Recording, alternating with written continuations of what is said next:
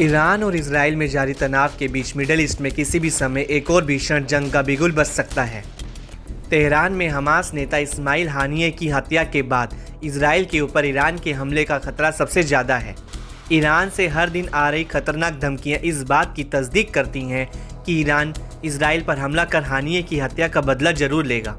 इसी साल अप्रैल महीने में भी ईरान ने सीरिया की राजधानी में हुई कथित इजरायली एयर स्ट्राइक का बदला चुकता किया था। ऐसे में इस आशंका को बिल्कुल भी दरकिनार नहीं किया जा सकता कि ईरान इजराइल पर हमला नहीं करेगा। इस बीच ये सवाल भी उठ रहा है कि छोटा सा देश इजराइल कैसे ईरान के गुस्से का सामना करेगा। दरअसल हाल में ईरान ने अपनी मिसाइल पावर पर बड़ा दावा किया है। एक ईरानी कमांडर ने बताया कि सतह से हवा में मार करने वाली मिसाइलों के मामले में ईरान दुनिया के टॉप 6 देशों में शामिल है। ईरानी कमांडर का ये चौंका देने वाला दावा ऐसे समय आया है जब ईरान और इजराइल के रिश्ते बेहद खराब चल रहे हैं। दोनों देशों में किसी भी दिन किसी भी वक्त भीषण युद्ध छिड़ सकता है। ईरानी नेता समेत सैन्य कमांडर इजराइल को बड़े हमले के लिए तैयार रहने की धमकियां दे चुके हैं। ऐसे में ईरानी कमांडर के हालिया दावे को बिल्कुल भी हल्के में नहीं लिया जा सकता है। वहीं ईरान से आए हालिया दावे ने तेहरान की मिसाइल पावर पर फिर से बहस तेज कर दी है। ईरानी न्यूज एजेंसी IRNA की रिपोर्ट के मुताबिक ईरान की मिसाइल शक्ति के बारे में दावा करने वाले ईरानी सैन्य कमांडर का नाम ब्रिगेडियर जनरल अब्बास अजीमी है।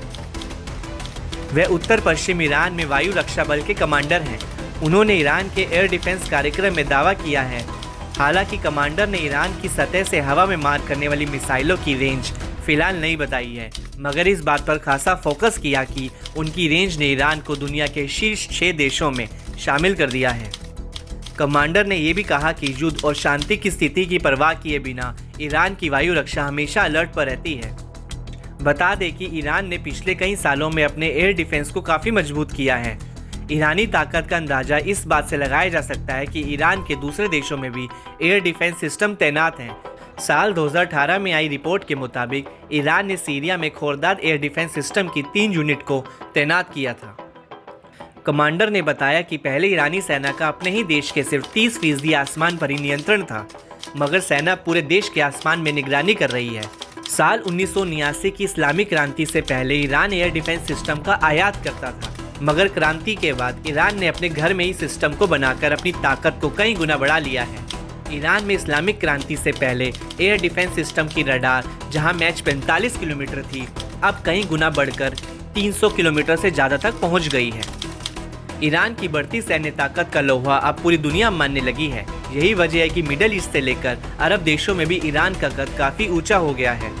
इस बीच ईरानी सेना के वायु रक्षा बल के कमांडर ब्रिगेडियर जनरल अली रेजा सबाही फर्ड ने कहा कि ईरानी सेना की शक्तिशाली वायु रक्षा बल देश पर किसी भी संभावित आक्रमण को पीछे हटाने और उनके खिलाफ खड़े होने के लिए तैयार है।